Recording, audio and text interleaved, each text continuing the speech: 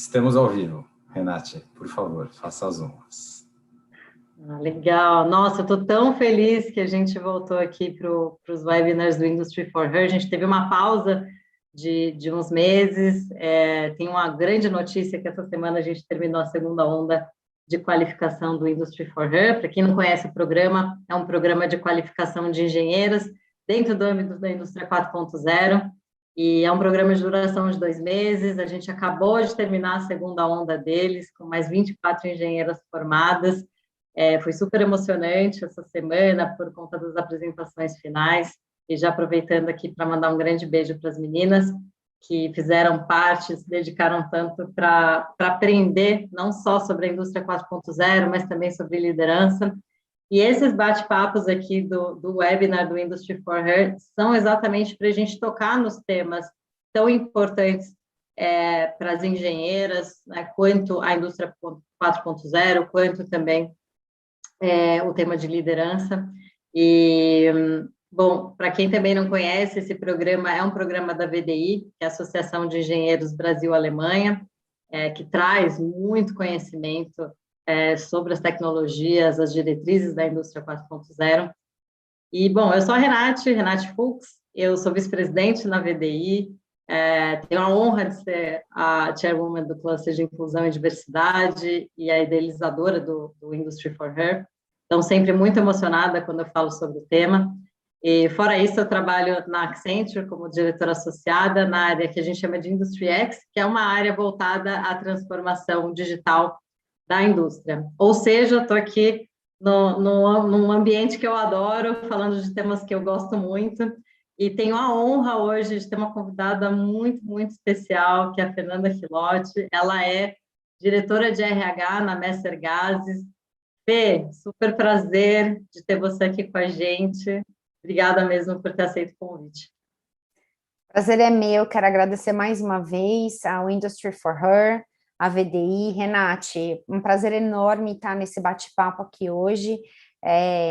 Você falou que você está se sentindo em casa, né? Uma vez que está literalmente no quintal daquilo que você mais ama fazer, o que você gosta de fazer. E falar com mulheres e falar de diversidade, falar de inclusão e pertencimento, só ficaria melhor se tivesse acompanhamento de uma taça de vinho. No caso contrário, não tem como ser ruim um bate-papo desse no empoderamento de mulheres e suportar aí dentro de um mercado que era, a gente tem que pensar assim no passado, tão voltado para o público masculino, para a gente olhar e mudar o desenho deste mapa, né? É um prazer enorme. Não, sem dúvida. E Fê, a gente nunca teve alguém de RH aqui com a gente no webinar, e eu acho que isso é fantástico. A gente falou com várias líderes de diferentes empresas, né, com focos diferentes, mas eu acho que essa visão de RH ela é uma visão essencial para a gente, né? E ter você aqui debatendo vai ser incrível, com toda a sua experiência, o seu posicionamento, né, muito forte. E até algo que eu adorei da chamada desse webinar, né? Quando a gente passa aqui a sua descrição, a primeira frase é a esposa da Adriana, filha de Oxum. E isso me chamou tanto a atenção, Fê, porque hoje em dia é tão difícil a gente conseguir, no ambiente de trabalho, mostrar quem nós somos, né? E ter essa transparência sobre, enfim, quem é a Fernanda, quem é a Renate. Então, queria pegar esse gancho para a primeira pergunta, que é quem é a Fernanda, né? O que te descreve, né? Muito mais do que você faz, o que a gente já falou que você é diretora de RH, mas quem é você? Eu gosto muito quando as pessoas me perguntam isso, de me apresentar dessa forma, porque penso que dá a oportunidade de outras tantas pessoas, e aí a gente, né, amplia pessoas poderem se colocar da forma como elas exatamente são. E falar que eu sou a esposa da Adriana e filha de Oxum é muito importante, mas eu nunca deixo de reverenciar a minha ancestralidade, né? Eu sou a neta da Dona Isabel, que é uma mulher analfabeta, filha da Dona Isilda, que é uma mulher semi-analfabeta, e nasci em uma família de mulheres muito fortes, que entendiam as limitações da era em que elas estavam, né, do espírito do tempo em que elas viviam, mas não é porque as limitações ali estavam que elas deixaram de tentar buscar a quebra de todos os muros, ou se não desse para quebrar, onde é que está a escada para poder pular, né? Então, foi nesse contexto que eu nasci, e acho que isso fala um pouco sobre quando eu me coloco como a esposa da Adriana e a filha de Oxum, porque eu aprendi que era sendo quem eu era e demonstrando com toda a transparência do mundo, defendendo aquilo que eu acredito, que eu conseguiria ser ouvida nesse mundo. Foi assim que vovó e mamãe me ensinaram. Por isso que eu gosto de falar dessa forma, né? Ser lésbica no mundo corporativo, eu não preciso nem comentar das dificuldades pelas quais eu passei, pelas quais eu ainda passo hoje, não na indústria, não na empresa em que eu estou, mas na rede, né, corporativa de forma geral, e quanto mais eu encaro e vejo essas dificuldades, mais eu tenho força para seguir e me fazer valer desse lugar que hoje eu estou de privilégio, para suportar um eco maior de voz, para que outras meninas que estão hoje chegando ao mercado de trabalho tenham menos barreiras para poder ultrapassar e, portanto, mais agenda livre para fazer aquilo que a gente está aqui, que são bons negócios. Nossa, muito bom. E eu acho que essa questão que você mencionou aqui da representatividade, ela é essencial e é algo que, poxa, é muito difícil, né? Eu me coloco muito facilmente no papel de mulher, sofro todo dia, desde sempre, né? A gente passa por várias situações, consigo ter muita empatia nesse sentido, né? Me sinto bem falando sobre isso. E quando a gente lançou o Industry for Her, né, pensando em ter uma gama de engenheiras completamente, né, de backgrounds diferentes, enfim, com carreiras diferentes, tudo muito, né, um grupo bastante heterogêneo, eu já achei que a gente estivesse arrasando, sabe? Nossa, tá tudo bem, porque a gente tem aqui muita representatividade. Mas, de fato, quando a gente começou os webinars, né, e também, nossa, super grandes líderes, enfim, eu recebi 2 puxões de orelha, fofos, muito fofos, mas, na verdade, a gente recebeu 2 feedbacks. Uma foi de uma engenheira negra, a Ruth, que falou, poxa, eu estou amando o programa, eu estou amando os webinars, mas eu quero me enxergar ali também, né? Quando vai ter uma líder negra para a gente conversar? Assim como no nosso último feedback também, da primeira onda, a Natália falou a mesma coisa, falou, poxa, eu sou lésbica, eu gostaria de me ver representada. Então, assim, é muito importante o diálogo, é muito importante ter pessoas como você que se colocam de uma forma diferente, tão aberta e transparente, porque isso é extremamente inspirador, né? E então, assim, estou muito, muito contente de ter você aqui exatamente como você é, né? E a gente já entrando aqui com a primeira pergunta, muito focada em você e não no que você faz. Uhum. E Fê, uma coisa que a gente tem debatido muito, e eu acho que virou até tendência, né, em todas as empresas agora, falar de inclusão e diversidade. Uhum. Né? É uma super tendência, está todo mundo conversando, tentando fazer programas, tentando entrar com alguma iniciativa. No seu ponto de vista, qual que é a real importância da inclusão e diversidade dentro das corporações? Você falou uma coisa que é muito verdade, virou meio que tendência, tá todo mundo falando muito disso, né? Eu estou em recursos humanos há 21 anos, não façam contas, engenheiras, eu comecei com 2 anos de idade a trabalhar em recursos humanos, e diversidade sempre foi muito falado dentro das corporações. Eu batalhei bastante para sempre trabalhar em multinacionais, então eu sempre ouvi falar muito de diversidade. Mas é importante comentar, Renate, que a diversidade que a gente ouvia falar nas organizações e que em alguns ambientes isso ainda existe, é uma diversidade de PowerPoint. né? Então, a gente tem programas muito bonitos, a gente tem apresentações muito bem feitas, a gente traz até alguns indicadores para falar de diversidade, mas quando você explode o indicador, você vê que, vou trazer aqui números quaisquer, tá? 9% da minha força de trabalho é composta por negros.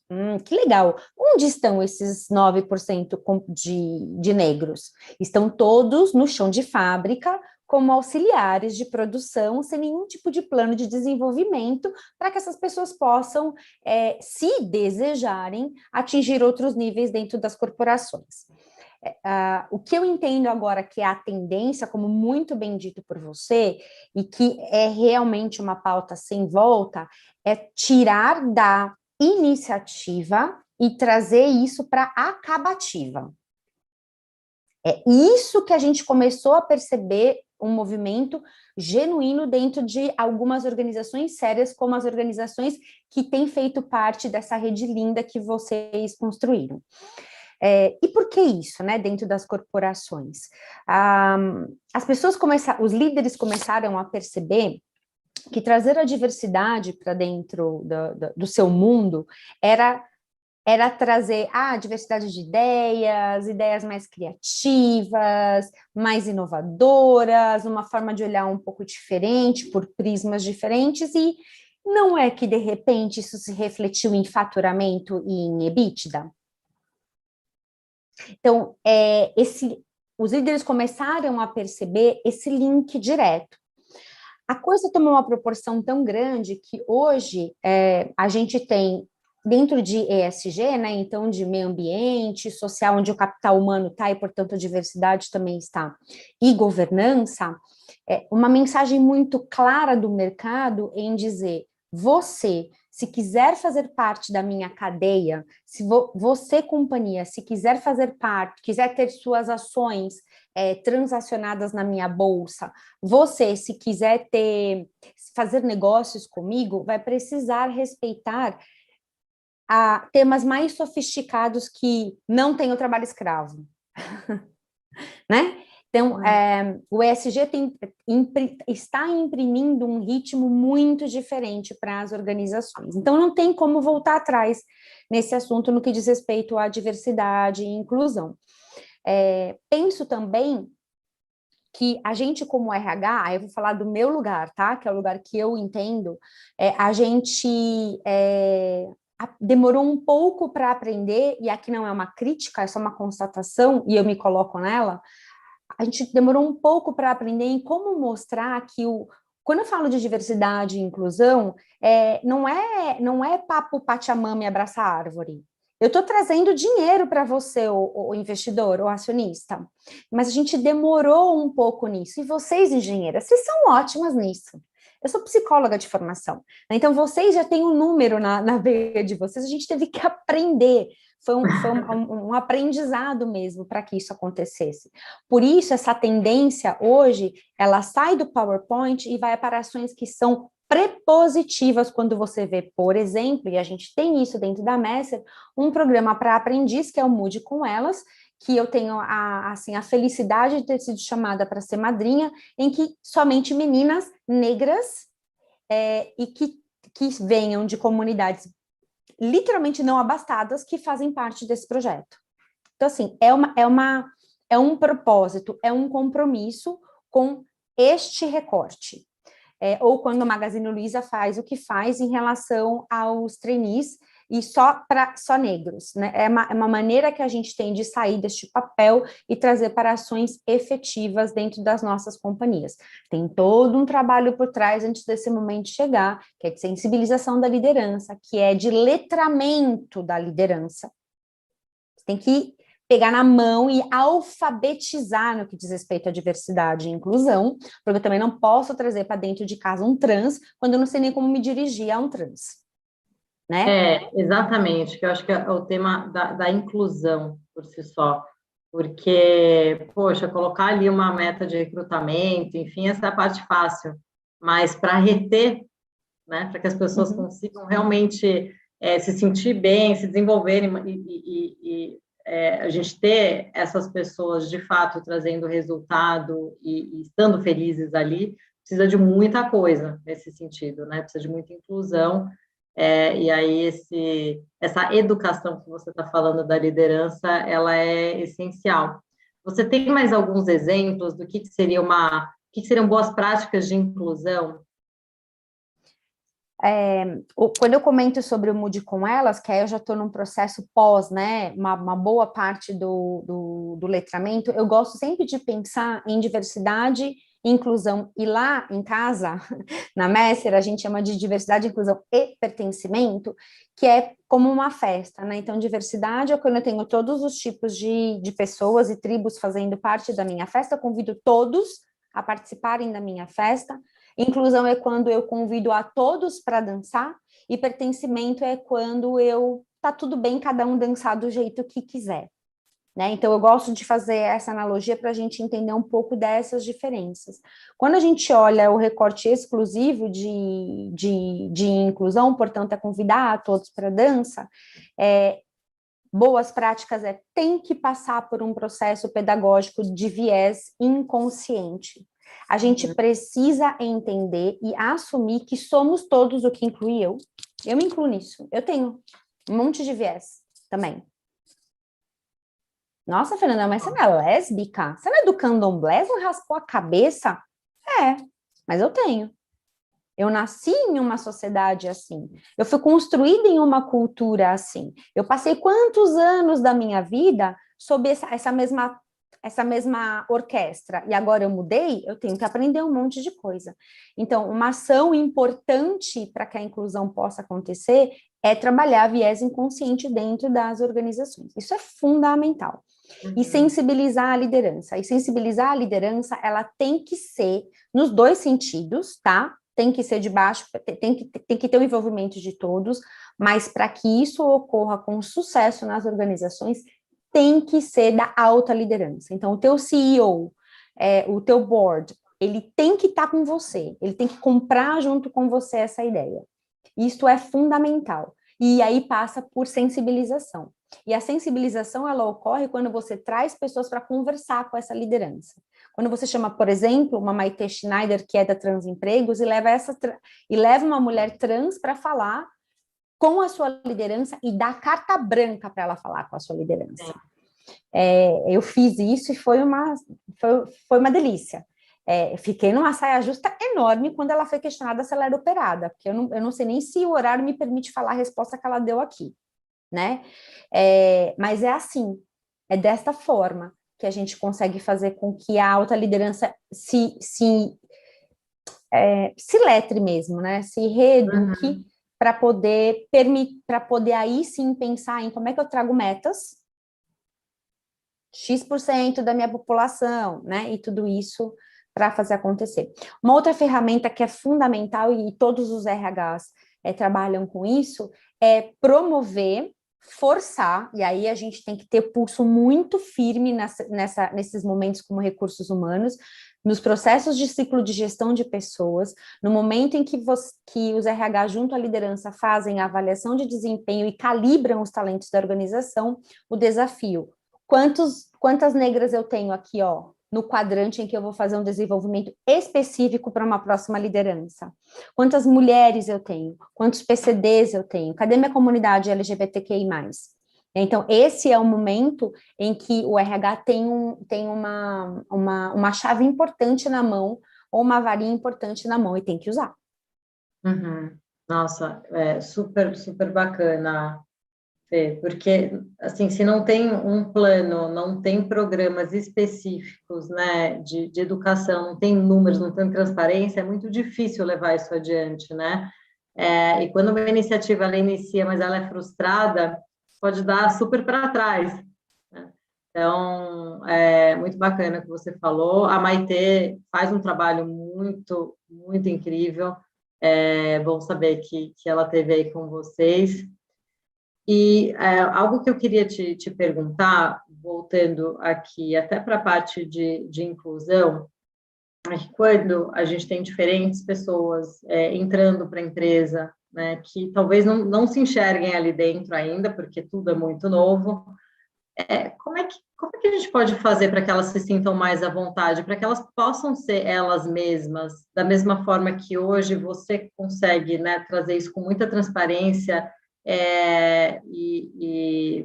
enfim, sinceridade, muito, muito à vontade, né? Você fala sobre você mesma. Como que a gente consegue ajudar com que as pessoas no ambiente de trabalho consigam, né, ser elas mesmas e não tenham que se adequar a algo que elas acham que, poxa, se eu mostrar que eu sou lésbica, ou que eu sou gay, ou enfim, que eu tenho algum hobby que é completamente fora do normal, não vou ser promovida, ninguém vai me levar a sério. Como é que a gente ajuda também nessa parte, né, para que as pessoas se sintam à vontade, para que elas possam ser elas mesmas?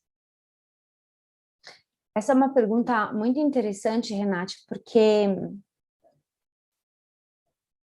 sentir-se à vontade para ser quem a gente precisa, e falar sobre isso, precisa passar por entender-se como somos, né?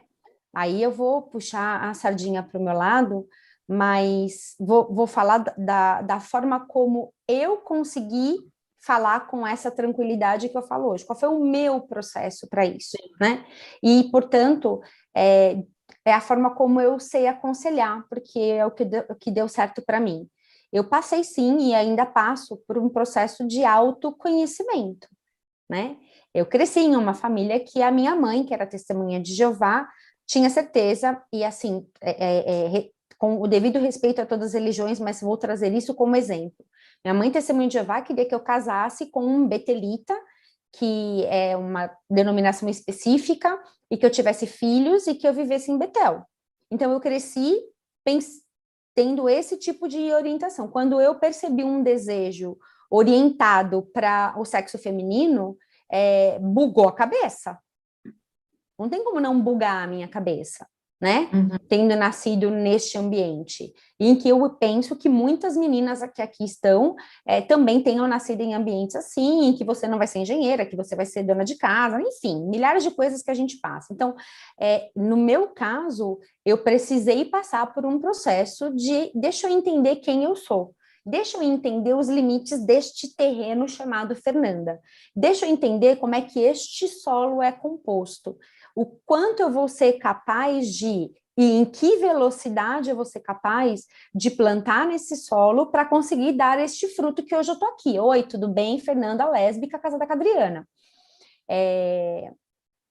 Depois deste processo terapêutico, e acho que essa é a forma que a gente pode ajudar, corporações multinacionais ofertam esse tipo de suporte e invariavelmente não, eles precisam ser anônimos, inclusive, né? Um programa de assistência ao colaborador, ele tem que ser anônimo, né? Claro. Para que a pessoa consiga passar, seja por qual tema for. Mas passar por um processo de terapêutico de autoconhecimento é fundamental para você entender onde estão as suas fortalezas e também onde estão as suas fragilidades. E isso isso é importante para ter a segurança de conseguir falar como hoje aqui falo, mas também também para entender outros temas que vão refletir na sua empregabilidade e na sua vida profissional. Né, onde estão os meus pontos fortes e onde estão aqueles pontos que eu preciso prestar atenção. Então, para mim, foi assim que funcionou. Número 1. Número 2, reconhecer o ambiente em que eu estou. O que significa reconhecer o ambiente em que eu estou? Reconhecer esse ambiente é entender como eu vou modular o meu discurso para manter a minha verdade. A minha verdade é a Fernanda lésbica e do candomblé. Então, como é que eu trago esta informação? Né? A forma como você traz, então, fazer a leitura do ambiente, entender o seu interlocutor e modelar o seu discurso, eu estou falando de venda aqui, hein? Isso é venda, isso é persuasão e influência, né? Por entender isso, é facilitar o entendimento do outro quando o mundo do outro não é o teu mundo. Então, você não só passa a sua mensagem, a sua verdade, como você também trabalha para educar esse outro e entender o que esse seu mundo tão igual ao dele é. Para mim, são essas as ferramentas. Nossa, muito, muito legal, Fernanda. Eu queria até já aproveitar aqui e pegar uma pergunta e um comentário da Natália Vale. Ela falou aqui, ó, Fernanda, primeiramente queria dizer que estou muito feliz de estar sendo representada por uma mulher como você. Você teve desde sempre essa fala empoderada sobre ser lésbica, de onde veio essa força? Não foi desde sempre, Natália. O processo de terapia me ajudou em tudo isso, com toda a certeza. E ser pela metade é muito ruim, né? Não é muito ruim ser pela metade? É muito ruim você... eu lembro muito, assim, na minha primeira experiência como estagiária lá atrás, ter que ficar pensando como é que eu ia falar. Ah, como foi o final de semana? Ah, então, porque meu namorado... Não dá. Não dá, ser pela metade não dá. Se você é pela metade, você entrega as coisas pela metade, você faz as coisas pela metade, você recebe pela metade também. Como é que eu ia vibrar numa energia de abundância, porque eu acredito nisso, quando eu não colocava toda a abundância que eu tinha em mim? Não dá certo. Aliás, religiões à parte, né? Quando a gente fala de energia de abundância, isso é vibração, isso é física quântica pura. Então, aquilo que eu vou jogar de energia é o que eu vou receber. E foi aí que eu comecei a me dar conta de que me fazia mal, de que eu bebia de um veneno que eu não precisava beber. Então, eu fui ganhando forças neste processo terapêutico para conseguir ir me empoderando e conhecendo outras mulheres. Porque uma coisa é a terapia me ajudar como ferramenta a eu me forjar. Outra coisa, quando eu saio da sala de terapia, eu tenho uma rede de apoio que me representa. Aí é o pulo do gato. Eu me arrepio só de pensar. E me emociono de lembrar quantas e quantas mulheres me deram a mão para que eu entendesse que, ó, põe um pouquinho mais de empoderamento aqui na tua fala, para eu conseguir hoje falar com essa tranquilidade que eu falo. Mas foi um Nossa, processo. fantástico, fantástico. É muito inspirador escutar isso de você.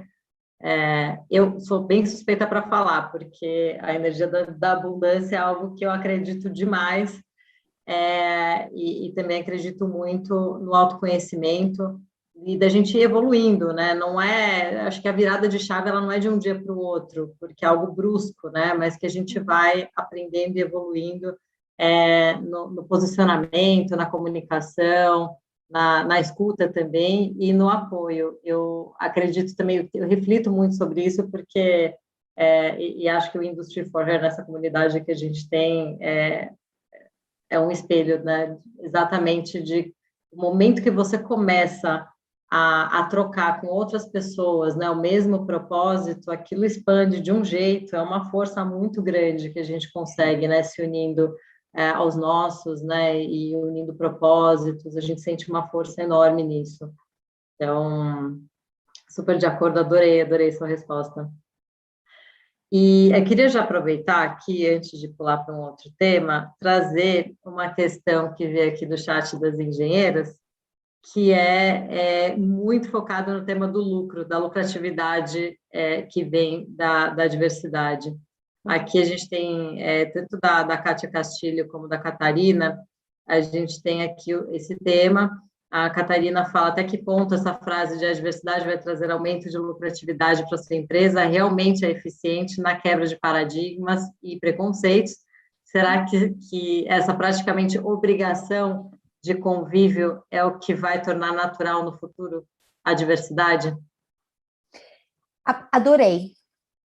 Adorei ouvir isso, porque é a coisa certa a se fazer, né? Se nós somos quase 8 bilhões de pessoas no mundo diferentes, nós não deveríamos estar no dia de hoje falando sobre diversidade. Você está corretíssima na sua colocação, né? Na sua reflexão. Quando eu trago muito do meu discurso voltado para a questão do faturamento, aí eu volto porque eu falei, qual é a minha audiência? A minha audiência é o acionista, é o stakeholder, é o CEO de uma empresa. Qual é a linguagem que ele entende? Como é que eu abro mais facilmente a porta? Esta é a linguagem dele. Por isso eu modulo o meu discurso. E por que eu me uso muito disso? Porque eu estou nesse ambiente, Eu estou nesse ambiente corporativo, né? Então é o idioma que a gente fala no mundo corporativo, e porque aí eu vou fazer o recorte exclusivo de mulheres, eu acredito verdadeiramente que é a autonomia financeira que vai fazer da gente fazer o que a gente bem quiser fazer da vida. E essa autonomia financeira vem deste mercado.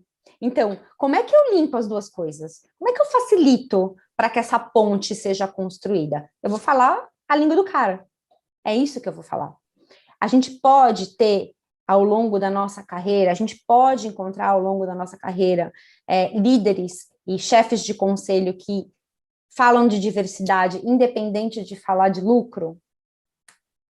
Eu, Fernanda, até hoje, em 21 anos, só tive a sorte de conversar com um. Então, eu precisei, como é que eu vou falar com os outros? Né? É neste sentido. Mas a gente faz todos os dias esse discurso nesta linguagem. Eu brinco que eu trabalho todos os dias para que meu trabalho não exista mais.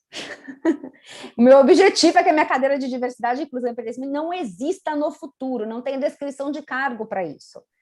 Para que seja, só seja. Algo natural. Pauta. Muito bom. Aqui, até voltando na pergunta da Kátia, no questionamento dela, pois significa que as empresas estão focando na diversidade somente visando o lucro e não a inclusão propriamente dita? É uma boa pergunta. Se eu disser para você que não, é mentira. A gente sabe, né, nesses grandes escândalos, quando tem o tema, nossa, um super tema, no dia seguinte as ações sobem, né? Tem muita coisa aí por trás. Porque, de fato, eu acho que ficou bastante claro para as empresas que tem, sim, aí uma mina de ouro, né? E se essa é a porta que está aberta e se essa é a forma, pode não ser pela genuinidade do que é a coisa certa a se fazer, mas quando eu olho e penso no mundo, no mercado que a gente vive aqui, né, e no espírito do tempo que a gente tem vivido, como é que eu posso me aproveitar desse momento para poder trazer autonomia financeira, para poder trazer redes de apoio, para poder criar possibilidades de representatividade, para além, inclusive, dos muros corporativos. Hoje eu faço isso na empresa em que eu estou, né? Então, na empresa em que eu estou, eu tenho essa bênção mesmo, né? De ter um líder que acredita na diversidade independente. Nunca me pediu para ver um valor que tenha aumentado no faturamento da companhia, porque ele acredita nisso. E aí a gente conseguiu expandir para muito além da comunidade em que nós estamos como companhia. A gente atingiu as famílias, atingiu as comunidades no entorno, mas essa é a língua do hoje. Essa é a língua do hoje. Que só um dia eu acho que eu não vou estar aqui para ver, pelo menos não nessa encarnação. Uhum, uhum. Eu tenho aqui, acabei de receber mais um comentário da Flávia. O que eu tenho observado é que essa volta para a casa das mulheres nos últimos anos. Na prática, eu vejo mais mulheres sendo não promovidas ou demitidas, principalmente na pandemia, embora muitas fechem muito mais negócios com clientes externos, por exemplo. Você viu algum movimento contrário agora na pandemia? Falando especificamente agora de mulheres. Isso é indicador, né? Então, quando você olha para o IBGE, quando você olha para os últimos indicadores todos, a PNAD, que é a pesquisa, inclusive, que o próprio IBGE conduz, no que diz respeito a recursos humanos e tudo mais, muito mais mulheres foram desligadas das companhias do que os homens. Não tem como ir contrário a isso, né? Acredito que as companhias tenham tomado decisões, não foi o nosso caso, mas vejo que as companhias tomam as decisões de uma maneira muito capitalista, como a gente sabe, e talvez não tenha sido da forma mais acertada, e certamente elas sentirão o reflexo disso num tempo muito breve, né? A gente tem mulheres na nossa... A gente tem o resultado hoje da nossa companhia que mostra que não ter feito essa escolha foi muito acertada para a gente, tá? Muito acertada para a gente.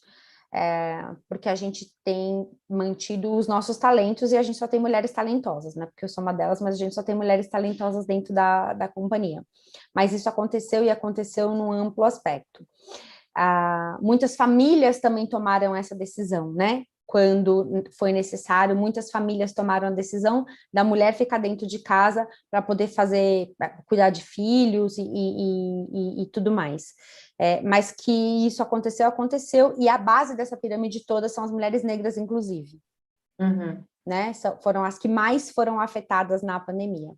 E é um absurdo isso, porque se a gente for olhar a história do feminino na humanidade, e se a gente for olhar a história do papel da mulher negra na nossa sociedade brasileira, ela tem uma contribuição imensa para o resultado deste país. Enquanto muitos homens e mulheres saíram para trabalhar, foram elas que ficaram nas casas cuidando das famílias. Sim. Né? Desde a época da escravidão, né? Mas, enfim, essa é uma realidade, a gente tem que caminhar todos os dias. Eu faço aqui o convite, se eu tiver colegas de recursos humanos, para poder, voltando para o discurso que eu falei, que a gente tem que ter um pulso muito firme, ter esse pulso muito firme também, no momento dos desligamentos. Exatamente, muito bom. Queria agora pular para o tema da indústria 4.0, que não deixa de ser um tema central aqui para o Industry for Her.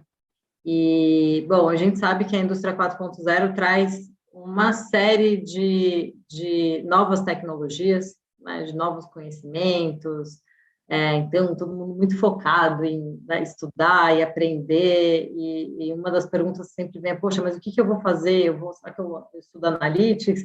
Será que, né, eu estudo mais sobre IoT? O que eu faço, né, robótica? Então, existe aí uma dúvida das pessoas que entram, né, no tema da indústria 4.0. E um outro aspecto aqui é exatamente o quão importante é a diversidade para se trabalhar num tema tão inovador. Como é que você enxerga a diversidade dentro do tema indústria 4.0? É assim, né? São gêmeos, né? Literalmente, quando você caminha em termos de digitalização, de automação, de tudo que vem com a indústria 4.0, é necessário muita criatividade, muita inovação, é necessário o que não seja analógico, por assim dizer, né? Tem um tempo eu li um livro que fala sobre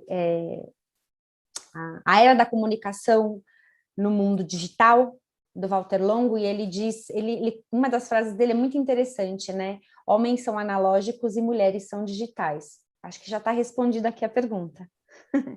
Né? A gente tem algumas facilidades, por assim dizer, e não tem como dissociar a diversidade em todos os sentidos. Eu estou falando muito do recorte feminino porque estamos né, olhando hoje no Industry for Her, por isso que eu estou focando muito mais o meu discurso nesse recorte feminino.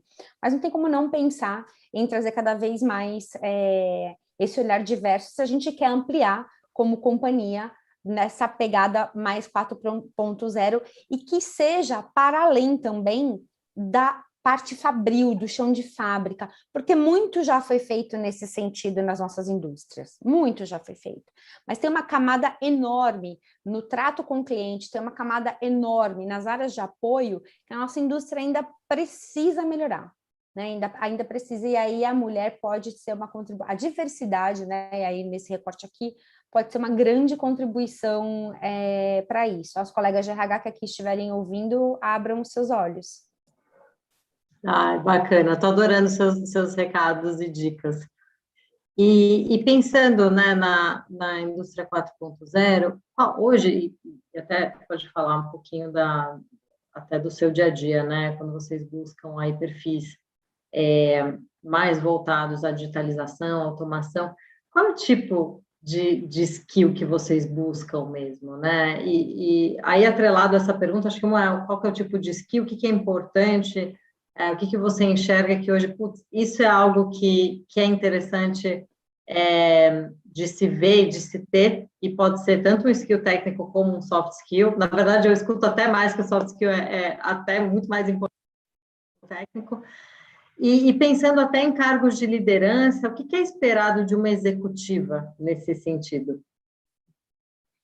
Olha, a primeira coisa que a gente olha, eu vou falar do meu dia a dia, né? Na indústria de gases, na indústria de gases, na Messer Gases, a primeira coisa que a gente busca é paixão. Fala, nossa, Fernanda, ai, que clichê. É isso mesmo. É exatamente isso. Já são quase 7 horas, acho que eu já posso falar. É tesão no que faz? É isso.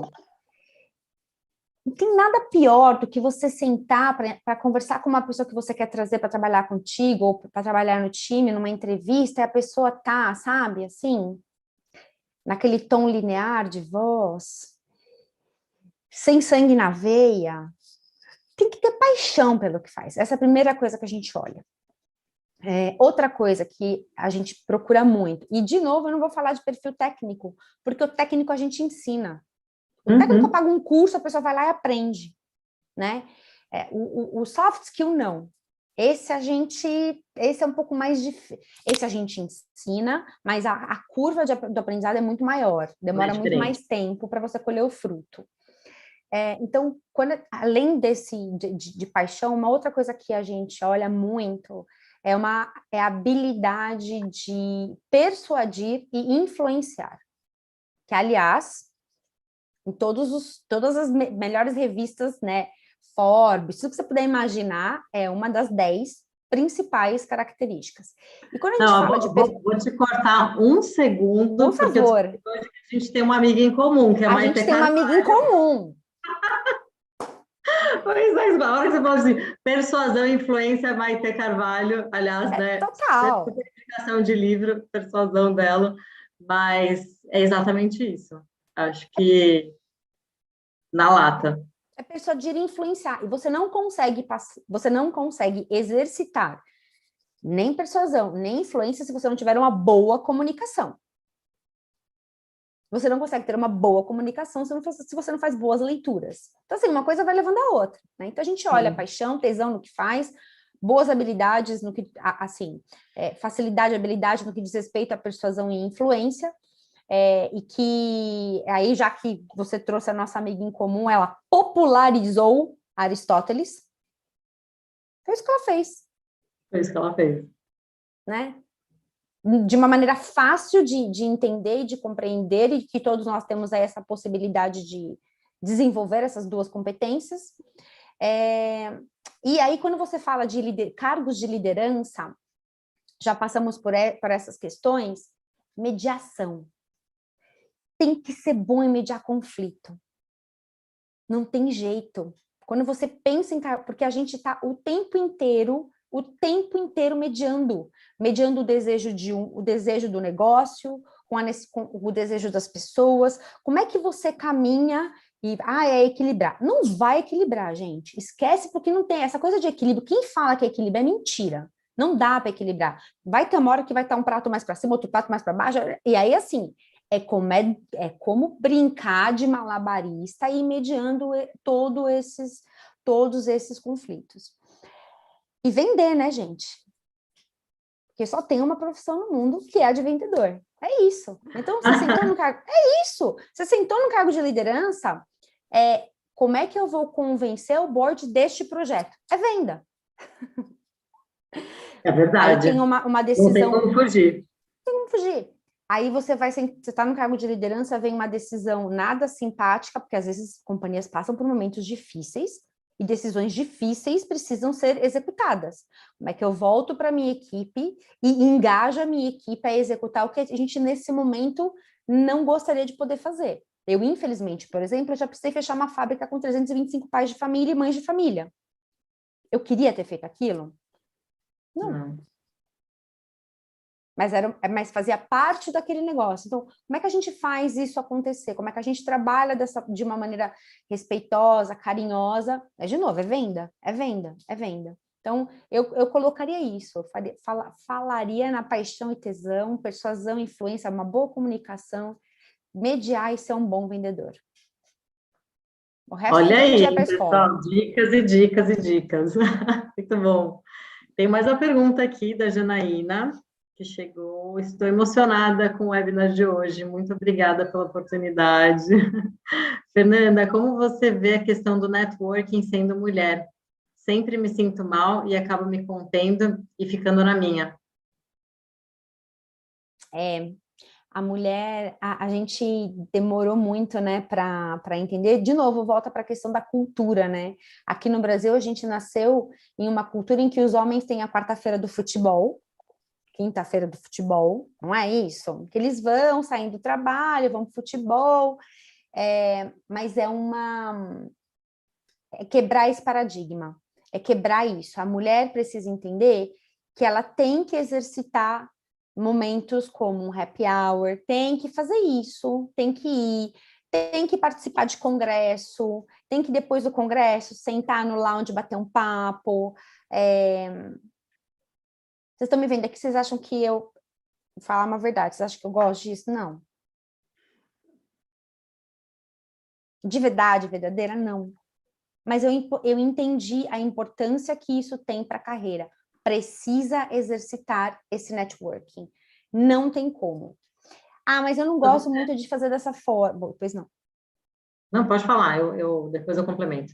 Eu não gosto muito de fazer dessa forma, eu não me sinto muito bem indo para um happy hour, eu não me sinto muito bem indo para não sei, um congresso, qualquer coisa que o valha. Então, exercite de uma maneira que você se sinta confortável.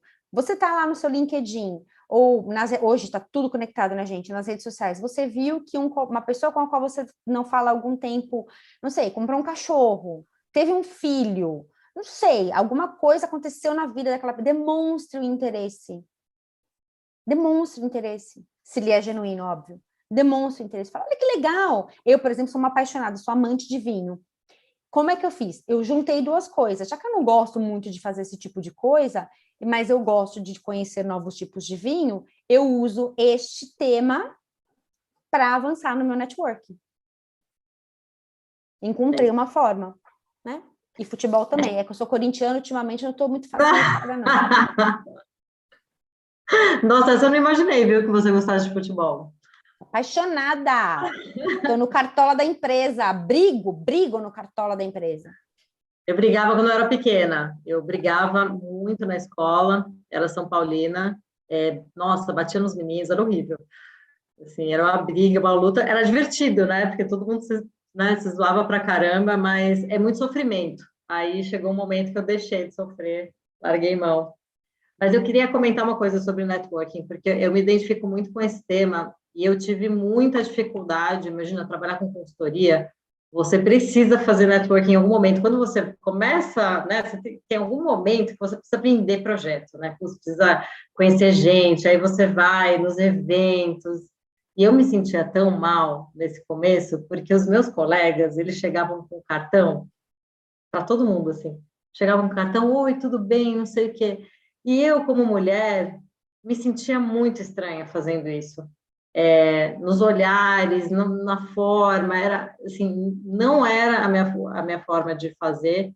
E eu me frustrava demais, porque era sempre aquela coisa, quais contatos você fez? E os eventos que eu ia eram majoritariamente masculinos e eu ficava naquele impasse. E eu fiz um coaching, né, com a Carol Salles e a gente conversou muito sobre isso, porque era um tema para mim, né, assim como a Janaína colocou aqui, deve ser um tema para ela. E ela me ensinou a fazer o networking de uma forma muito mais tranquila, né, muito mais simples. E aí ela me disse o seguinte, Renate, quem você quer conhecer? E aí eu anotei quem eu queria conhecer. Ela falou, me fala quais são as empresas, né? Se eu não conhecer alguém ali, a gente vai achar alguém que conheça. E a gente vai fazer essa conexão de uma forma mais simples. E foi o que aconteceu. Então, era assim, poxa, já que você quer conhecer tal pessoa, vamos tomar um café com ela? Eu vou junto, eu te apresento. Então, ficou muito menos aquela coisa fria de entregar um cartão, e foi alguém, né, que eu conhecia que me apresentou. Que, né, em alguns casos foi ela, em alguns casos foi uma outra pessoa. Então, isso para mim foi um jeito muito melhor de fazer networking do que o cartão, assim como a Fernanda achou o jeito dela através do vinho. Então, eu acredito muito que seja esse ponto de reflexão. Qual que é a sua forma de fazer networking? Não precisa ser trivial, né? Precisa ser algo que você, em um momento que você se sinta à vontade. Então, foi assim que eu acabei descobrindo e me achando ali. E hoje, para mim, esse é um tema muito mais simples e trivial do que era naquela época. Muito bom. Deixa eu ver se eu acho que eu tenho mais uma pergunta aqui. Tenho. Da Catarina. Qual aprendizado, experiência na sua vida te preparou para um cargo de liderança? Ui, olha, nossa, que pergunta boa. Qual foi o aprendizado? Eu nunca tinha parado para pensar dessa. Catarina. Falou com quem, Catarina? Eu nunca tinha parado para pensar dessa forma. Eu sempre quis ser líder. Isso é eu sempre quis ser, de alguma maneira, líder, de alguma maneira conduzindo times. Isso sempre foi um desejo meu, assim, né? Bom, minha primeira profissão foi professora, né? Orquestrando, dando aula de inglês lá para o pessoal, bom, que começaram com crianças de 3 anos de idade, mas enfim, não deixava de liderar de alguma forma, né? Agora, aprendizados mesmo.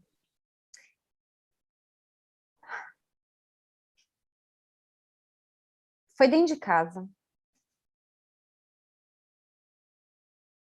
Foi com mãe. Foi com vó. Elas eram as líderes da família, sabe? Minha avó fugiu de casa com 14 anos para casar com um homem que ela amava, né? Liderar a própria vida, sabe? Ter a rédea da própria vida. Acho que esse foi o grande aprendizado, na verdade. Foi dessa forma que eu aprendi com outras mulheres. Nossa, você foi rápida em achar agora, viu? Foi pega de surpresa e foi super rápida. Tem mais, tem mais. Deixa eu pegar aqui. Pergunta da Silvia Fernanda. Desculpe a pergunta, mas você já passou por situações de assédio? Como reagir? Já. Não foram muitas situações, mas eu já passei de assédio sexual e assédio moral, né? E eu fiz o que eu acho que é o correto fazer, né? Eu denunciei. Dentro de uma corporação, então eu denunciei. É preciso força, é preciso coragem para fazer isso. As corporações também, variavelmente, têm canais anônimos, né, de denúncia. Então, eu fiz a denúncia, mas eu também busquei apoio em outras mulheres. Eu fiz os dois lados, né, porque é inadmissível. Isso é inadmissível. Em qualquer ambiente. Então, foi dessa forma que eu reagi.